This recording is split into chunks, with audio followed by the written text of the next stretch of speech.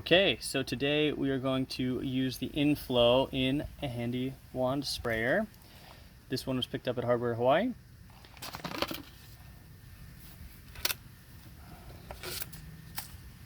Take out the instructions. Look to your dilution ratios here. So we're going to be, this particular sprayer, all the ratios are based off 1 gallon. So we go down here and we go to 1 tablespoon per gallon. And then on our selector dial, we put it to 1 tablespoon. And now, fill approximately how much you're going to use for this application. The package isn't open yet.